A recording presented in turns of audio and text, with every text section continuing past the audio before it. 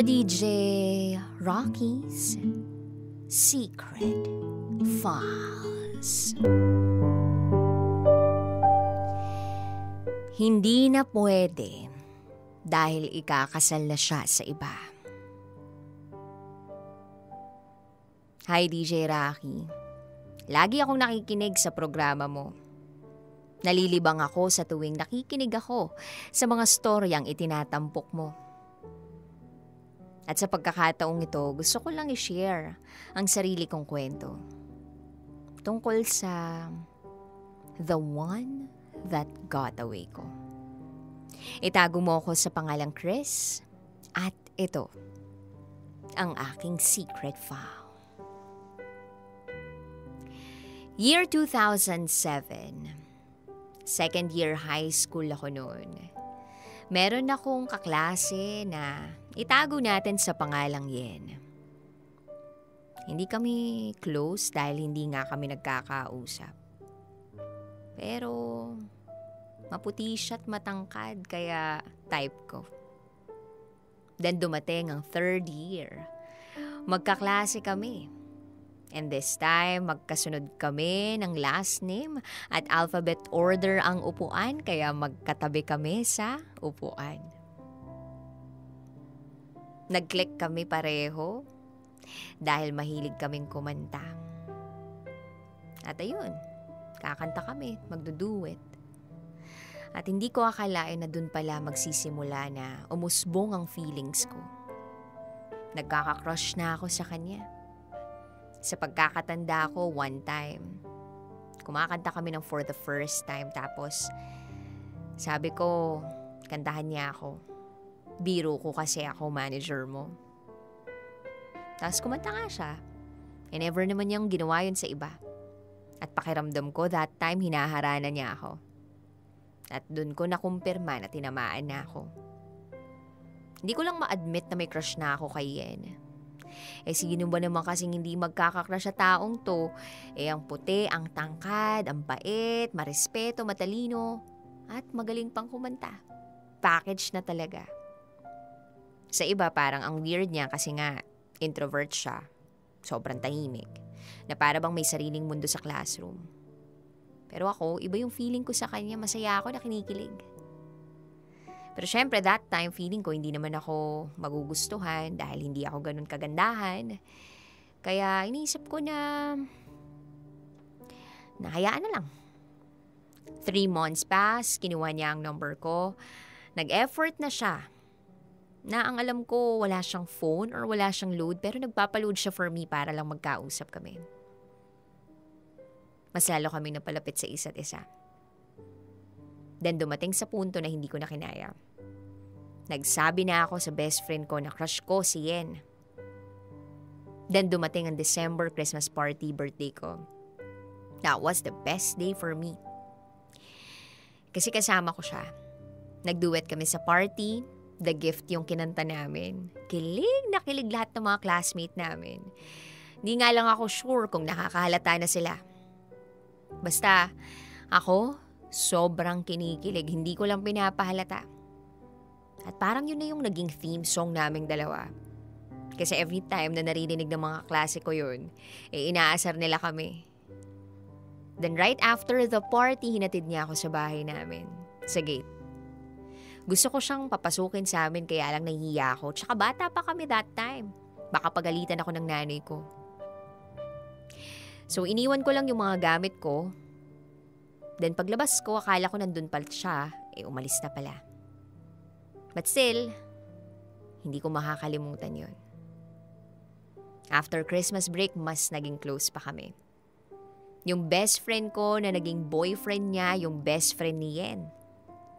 Yes. Kumbaga, yung best friend ko ay naging boyfriend ng best friend ni Yen. Kaya sa tuwing aalis kami, madalas kasama siya. Kasama kami.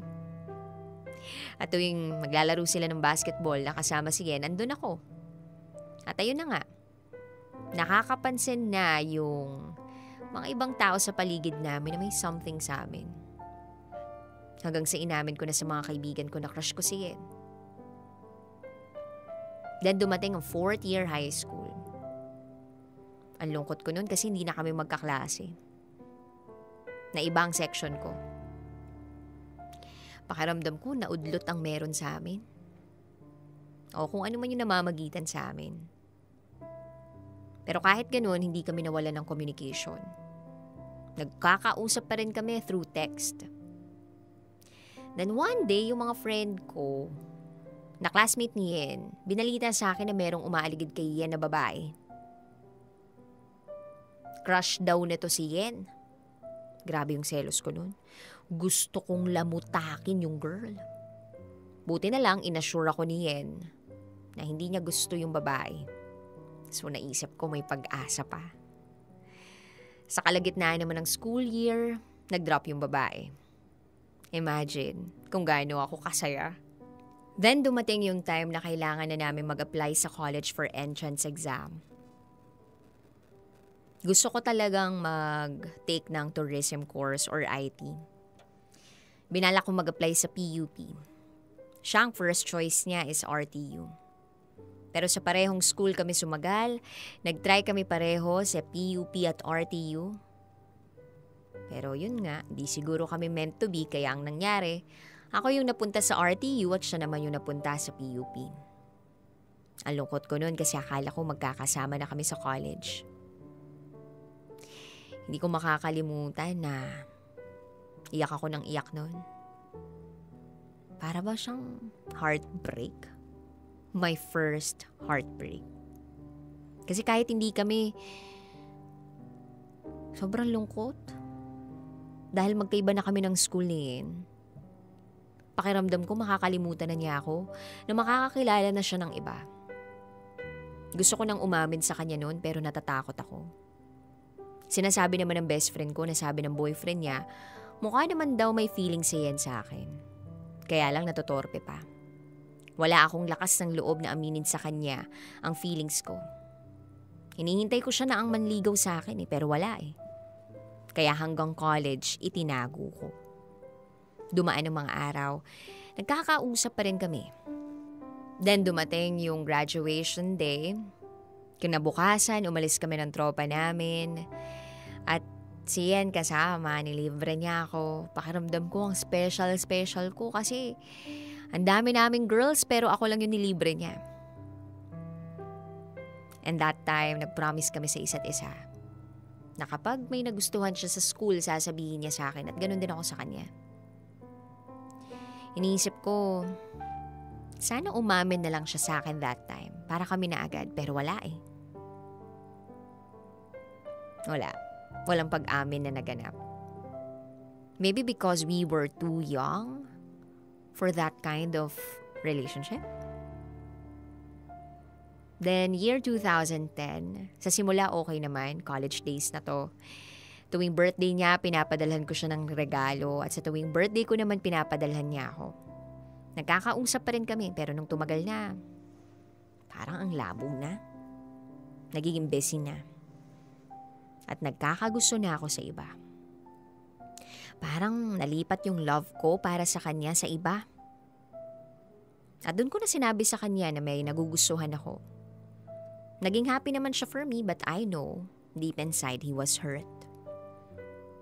But still we remained friends.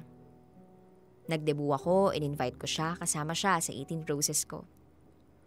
Nakita niya na nandun yung crush ko sa debut ko at yung escort ko, yung crush ko. Alam ng family ko na gusto ko yung taong yun, kaya kami yung inaasar. Hindi ko na alam kung anong nangyari kay Yen after that. Hindi na kami nakapag-usap. And then minsan nakasalubong ko si Yen sa sakayan ng jeep kung saan nag-aabang ako. Siya naman, pauwi na. Kaya nung nagkita kami, we decided na maglakad at magkumustahan. Bago niya ako hinatid sa bahay namin. Yun yung huli naming kwentuhan. Nalaman kong may girlfriend na siya. Ikinuwento niya kung paano siya na in love, paano siya nanligaw, at paano siya sinagot. At yung way na nangyari sa kanila nung girl was the same way kung paano ako na-develop sa kanya. Magkatabi sila sa upuan. Nagkakwentuhan, naging close. Nagka-developan.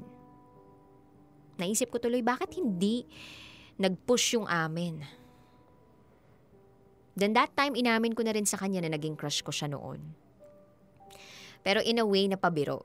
Para hindi niya maisip na nasaktan ako. Hindi ko nasabi nga lang sa kanya na umiyak ako. And yun na pala yung huli namin pag-uusap. Hindi na kami nagkita after nun. Dahil may girlfriend na siya. At ayaw ko na may maisip na ibang girlfriend niya. This year, 2023.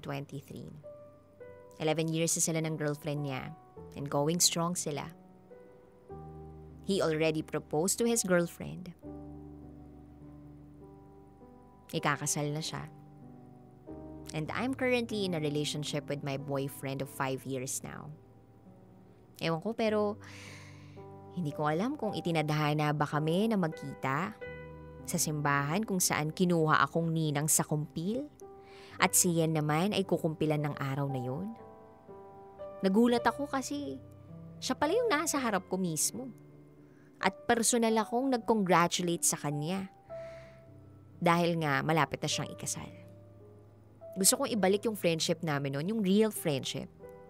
Pero baka nasaktan ko siya in some way. Kasi parang lumayo siya.